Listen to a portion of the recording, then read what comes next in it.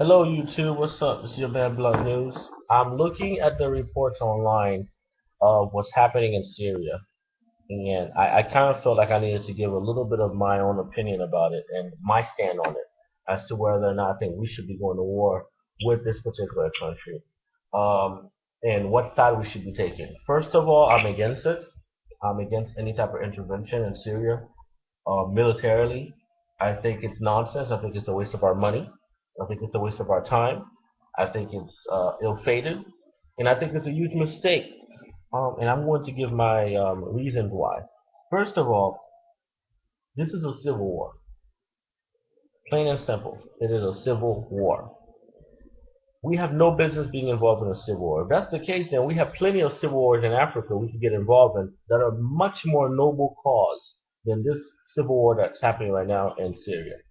I think that the Assad regime is a regime of vagabonds, but let me be very clear to you. I think that the Assad regime is a lot better than the alternative that we're about to get. We go into Egypt. Um, I know we didn't personally go into Egypt, but we sponsored it, and we all know we sponsored it. It was a CIA-sponsored coup. The Arab Spring was a CIA-sponsored coup. It was planned along. It was, set up already for this particular purpose. And anyone who thinks differently is lying. Anyone who thinks differently is basically not being truthful about the situation. Okay? The CIA has been known to have disturbed, caused all types of problems within countries around the world. They've been known to do this. They've done this in so many countries, it's not even funny. I think they're actually doing it to some of their allies also. But that's a different subject and a different topic. Back to Syria. What's happening in Syria right now? We have no idea who these rebels are. Well, for the most part. We know Al-Qaeda, whatever you want to call it. We know they're active. Um, they're the opposition. These are the rebels. We get these pictures, these photographs, and these documentaries that the Assad regime committed some of the atrocities that I'm seeing here. I don't discredit that. I believe they probably did it. I believe they probably did use the gas and the chemical, weapons on their own citizens. But they're not the only country to have done so. I mean, we have places in Africa that are doing that right now. They're not using chemical weapons, but they're massacring 1 million people. Same shit. Then I sit back and I see the involvement of the al-Qaeda people there, the Jihadists that are in the northern part of Syria. And these are the people that we want to arm.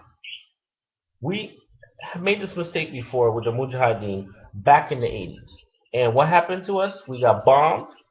We got attacks all over the world. We had the World Trade Center attacks. Yes, 9/11 partly was because of those people's ability to do that because we had sponsored them before. There's a proxy war going on between the United States and Iran. That proxy war started in the 80s.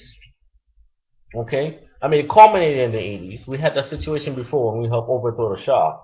Okay? That continued on with the 80s with us supporting and arming a maniac like Saddam Hussein. Oh, by the way, we gave him his chemical weapons that killed all the Kurds in the north. So let's not try to act like we're on the moral high ground here. Let's not do that. Okay, let's not try to act like we are superior. If for some strange reason we have this, oh my God, I can't believe we just killed 1,400 of these people with sarin gas. We gave Saddam Hussein the weapons, the means to deliver them, and the technology, and quite literally, we gave him, look here, take this, take care of these people. Why? Because he was on our side. And now we just spent over a decade fighting al-Qaeda in Iraq and Afghanistan around the world, and now we are going to somehow disable the regime that's fighting against al-Qaeda. These people, ladies and gentlemen, no doubt about it, the Syrian opposition are terrorists. The problem is we have an evil dictator fighting terrorists. We've always supported evil dictators when they were fighting quote-unquote communism. How many dictators did we support fighting communism? We helped get rid of the Egyptian president. Big mistake, because now the Muslim Brotherhood is running amok over there, and Sharia law is all over the place. Lebanon, big mistake. We're on the wrong side of history when it comes to what's happening in the Middle East, ladies and gentlemen. We've been on the wrong side of history for a very long time. Our number one ally is not all lily cookie white. They've made mistakes too, and we need to be able to say, look, you made mistakes. Yes, they're our number one ally, and yes, I support Israel, but Israel has also made a lot of mistakes, including a humanitarian mistake that's happening right now in Palestine. They need to find a solution. Bottom line, they need to find a solution. And before any idiot watches this video and say, oh, he's anti-Semitic, they need to see what I'm seeing here. I'm not anti-Semitic if I love the people that live in the Middle East. So before I get that charge, let's cut this bullshit out. I like all types of people in the world. Arab, black, white, Jewish, whatever it is.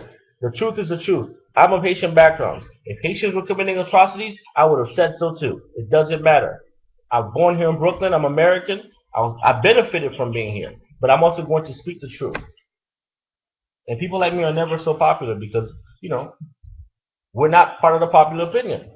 I denounce this attack on Syria. I think it's evil. I think it's wrong. And I think we're going to pay the consequences. Actually, maybe not me. But my kids will. Some of your kids will. Some other young men and women that are in the army are going to pay that. And by the way, the American taxpayers are going to be paying that. Each cruise missile is, I think, tens of millions of dollars. First of all, the amount of money we're about to spend there on bombing them, we could use that money and basically set up camps for the refugees that are about to be created. We could help out a majority of the people in Latin America that are suffering. And by the way, we can help out the 50 million plus people in this country that are on food stamps. Stop the bullshit. We're not taking care of home. We got racial problems at home here too, by the way. We got economic problems at home, political issues at home. But we're going over there because we feel morally obligated. Because who are we to let another regime, use chemical weapons on its own citizens? We armed them before. And now what's happening now? All of a sudden we're morally obligated? Wow, we're turning a new page? Turning over a new leaf? This is not what I'm seeing here. What I'm seeing here is that the drums of war are being beaten by these crazy neocons who behind the scene have had this plan all along. And I see a president who I truly love this man, I admire him, but I see a president who made a really big mistake with that red line quote. Now, if he doesn't follow through, he's going to seem like a pussy. If he doesn't attack Syria, his whole legacy is that of a pacifist. They're going to equate this man to Neville Chamberlain, when in reality, this man does not want to fight. You have to understand who Obama is. Our President Obama, I apologize. You have to understand who President Obama is. President Obama is a black man with a Muslim name in the White House. Now, it doesn't get more complicated than that, ladies and gentlemen. I don't give a fuck. Oh, he's mixed. He's black and white. He looks black. That means the black gene is dominant in his appearance. So I'm going to call him what it is. A black man in the White House with a Muslim name. Now, if you don't think there's some sort of... And he's Christian, by the way. His religion is Christian. He's a Christian practitioner. He believes in Christ. I don't have that problem. I don't believe in Allah, Christ, none of that bullshit. I'm an atheist. So that negates what I would feel about that, first of all. I'm going to get into the religious aspect of this sooner rather than later. So, she's conflicted right now. How is he going to attack these people? President Obama is the most worldly recognized president we've ever had and will ever have. Let me explain to you why. He's a black man. So Africa and the blacks around the world identify with this man. He lived in Indonesia, studied the Quran, has a Muslim name. They have an affinity towards him. And oh, by the way, he's half white. And he loved his mother who was white. And he's a Christian. This man should be universally appealing. President Obama, is at the crossroad of his career right now. He has a decision to make. Does he go with his heart? Which is to keep trying to go with the negotiations, keep putting pressure on Assad. First of all, ladies and gentlemen, let me explain something to you. When you put sanctions on a country, you do not put pressure on that person. You put pressure on the poor schmucks who live in this country, who have to already deal with his ass, and now have to deal with shortness of food, medicine, and humanitarian and shit. And oh, by the way, economic collapse. You think the Assad family which are like the mafia over there, you think they're going to be suffering? I doubt they'll be suffering. So that's the fallacy of economic sanctions. That's the first fallacy. Okay? So that's the problem this man has right now. Do I attack this nation because I made the statement of a red line? He figured by making that statement, hey, by the way, don't forget, he was the guy that got Osama bin Laden. He figured that they would not continue. But he's in a dilemma because now the rebels are probably as evil or worse than the government over there. I saw this thing on the New York Times. I guess it's supposed to come out today. I'm looking at the article here in which they beat 7 men against the government soldiers in Syria, welts all over their back, head down, and they shot all this other Islamic shit that they say. Listen, let me say something to you. First of all, I think Islam is probably the most corrupted philosophical shit going on. Period. Pardon me for my accent, but I truly do believe that, and it is my right as a human being to speak my mind. I'm not living in an Islamic state. I pay taxes. I was born here, and my allegiance is to this country. First of all, so I don't have to think about someone going to lop off my head because of Sharia law or because I'm an infidel or some shit like that. I think Islam is a gutter religion. Period. And I'll tell you why. It's not a religion of peace. Anybody who wants to say I'm anti-Islamic, you can say whatever you want. It is not a religion of peace. Bottom line is not. No religion is a religion of peace. I haven't seen one yet. Maybe Buddhism. I don't know. There's a couple of them out there. But out of the 3 major religions, none of them are religions of peace. That's why the religions are perfect in the first place. It's a fucking business. It's a business. It conquers souls, minds, thoughts, feelings, and emotions. And oh, by the way, money and land. And their women. That's what religion is. No religion is a religion of peace. Bullshit. And Islam is definitely not a religion of peace. Because if you have peace in your heart, you don't do what I'm seeing these guys are doing here. If you have peace in your heart, you do not bomb your own people. You do not bomb anybody if you have peace in your heart. If you are a so-called Christian, you will turn the other cheek. So please spare me the bullshit about these religions be religion of peace. There is a religious and a sectarian civil war going on in that country. And let me be honest with you guys. The Assad regime is the only regime in that whole territory, that whole Middle Eastern area over there. Let's start from anywhere from North Africa to as north of Turkey to as far east as, Bahrain and those other countries. Let's go as far as India. Nowhere in the Middle East have they protected the rights of Christians as much as Syria, except for Israel. Israel is a different country over there. Israel does not operate within the same parameters of a traditional Middle Eastern country. There's good and there's bad about that too. But that's a different topic. We're not talking about Israel right now. We're talking about Syria. The Assad regime has been the only regime over there protecting Christians. So if you really are a Christian American, why would you want to ally yourself with, out of all people, al-Qaeda? Are you kidding me? What the fuck is going on? This is the problem we're having, ladies and gentlemen. The military-industrial complex are drumming the beats of war, and we have no other choice because we have a president right now whose very manhood is being attacked. I'm surprised they're not talking about him having Muslim brotherhoods in his council. His very manhood is being attacked as we speak, and he has no choice but to bomb. So innocent lives will be killed. You really think that's going to affect the Assad regime? Okay, I'll give you that. Fine, they use the chemical weapons. Like I said, I believe they did. We topple them either with strategic strikes or we send a SEAL Team 6 or 7 or 8, whatever we want to get rid of him. First of all, that is violating every single international law. And people say, well, we don't care about the UN. We're America.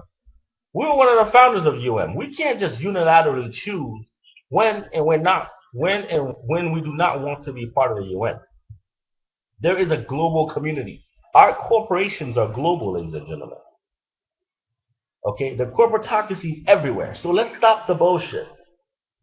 We cannot pick and choose when we will decide to go to war. Will it be when Assad bombs his people, or when I see these guys doing what they're doing? Ladies and gentlemen, make no mistake about it. Assad leaves, they are going to massacre Christians, they're going to massacre Jews, and let me tell you something. They are going to clean out every single member of this man's family, which I really don't give a fuck about, I think, because he's a piece of shit. But everybody who belongs to his tribe will also go too. So there will be ethnic cleansing. Make no mistake about it. And there's only so much money you can give these people. Because after they topple Assad, now they're going to be empowered. They're going to be in a position where they can pretty much bribe the American taxpayer by saying, look, if you want to protect these Christians and Jews, we need you to A, legitimize our government, and B, negotiate with us on international terms, and they're going to take out money, which basically means borrow money against the country that they so-called love, with the International Monetary Fund. How is that going to help out the people over there? How is that going to help out anybody over there? President Obama is in a position, it's a catch-22. It's a connect four. Where does he go? Wherever he drops that dice, he's done. Unfortunately, he made that mistake. He took too hard of a red line, right? No pun intended. Too hard of a red line against this country by making that red line statement. Every time there is the drummer war is being beaten, there is a money, there's economical and political reason behind it. So let's get into this. Why do they want to attack Syria? I truly believe that has to do with the same exact reason why they want to attack any country in the Middle East. Number one reason is oil and business. Number two is ideology. It is a Christian versus Muslim thing. It is a West versus East thing. Number three, Israel. Israel is the only ally we have over there. So Israel's interest is to beat the drum of war. And the AIPAC will make sure we go to war. You can't blame Israel for doing that. They have their own national interests at heart. But we're fighting the wars. Okay? There's no ally to Israel over there. And by allying ourselves with Israel, we don't have an ally over there. No president, I guess since Jimmy Carter, tried to bring these people together in a realistic manner. Jews and Muslims are freaking cousins. So first of all, the whole matter itself is a civil war, in my opinion. We as Americans should not be funding this. Period. Now, I am more on the right side of the Jews, and I'll tell you why. Because they're at least more democratic in a certain way. But at the same token, I see what's happening to the Palestinian people over there, and I'm not stupid. And I see that the Jews and the Palestinians should come together and talk about it. Make no mistake about it. The Palestinians do not wield any power over there. The Jewish council and the Jewish government in Israel and the Jewish people over there need to make amends and need to come together with the Palestinian people. You cannot compare rocks, small rockets, to F-22s, nuclear weapons. You just cannot do it. It's like saying, I watch a fight break out, and I'm on the side of the one that's jumping the other one. There's a human element to it, ladies and gentlemen. So, all these things are boiled into one. And now we have this whole situation with Syria. Before Syria, guess what? It was Libya. So we got rid of Gaddafi. We helped bomb them. We got rid of Gaddafi. And what happened? I look on TV. I look in the news. First of all, they barely talk about it. They talk about it for like 1 second. But I go online and I see all the blacks over there being massacred. First problem, ethnic cleansing. Then the Muslim Brotherhood steps in. Now guess what? Libya's bullshit. Fighting everywhere in Libya. We went to Iraq. We were supposed to be greeted as liberators. What happened? There's fighting. Ethnic cleansing is happening as we speak. Now you have the situation between Sunnis and Shiites. The average American doesn't even understand who's a Sunni, who's a Shiite. All they know is those are Muslims. The average American is very ignorant to what goes on outside of his own fucking city, let alone the world. I grew up in Brooklyn. I know guys who never left Brooklyn. but they got an opinion about everything because they saw something on CNN by their favorite, news guy or news girl, whatever. So what I'm trying to say, ladies and gentlemen, in short, we cannot attack Syria. There will be consequences if we do. And people say, well, I guess if we don't do anything, there's consequences too. What are the consequences? That what they're gonna hate us more? They already hate us. What? They already hate this country. They already don't like us. So what are the consequences? Israel's security. Israel's already a country in constant state of war. There's no security for it. As long as it's located over there, these people will not forgive. And let me tell you something. These people have hated each other for thousands of years. They're going to hate each other for another 1,000 years. Third, you have a religious conflict that's happening. Religion and money are the root of all evil in this world. And you have a religious conflict that's happening. We don't know who Sunnis or Shiites are. We shouldn't give a fuck. Because if that's the case, why didn't we do anything when the Hutsis and the Tutsis or whatever they were doing, what their names were killing each other? Why not the Congo? Why not Darfur? Why not? Is it because they're black? You can't possibly say because they have no natural resources. No, because your interest is not that deep. Could it be that we're so interested in Syria because we want to see this pipeline extend from Afghanistan to Europe? Could it be that we were so interested in Syria because we want to spite the Russians and the Chinese? Ladies and gentlemen, do you not see what's happening here? We are getting involved in a religious, ethnic, and civil war, which will pin us against China, who owes most of our debt, and we own most of their debt, an emerging Russia. Even Great Britain doesn't want to be a part of this. Our strongest ally is not anybody else that you hear on TV. Our strongest ally is Canada and Great Britain. And Canada and Great Britain don't want any part of this. France wants to fight. When's the last time you seen a French fight, a real fight? You really think they're going to send their boys out there? France has a strategic reason why. They want to play a part in the Middle East. Everyone wants to play a part in the Middle East. China is in Africa, Northern Africa. Matter of fact, China's all over Africa. In the Caribbean too, by the way. Why are we attacking them? We'll get to that later. Russia. Putin is an ex-communist by label. But in his heart, he's still a Kremlin pig. This guy wants to see Russia back to what it was. That's what he wants to see. He wants to see Russia back to where it was.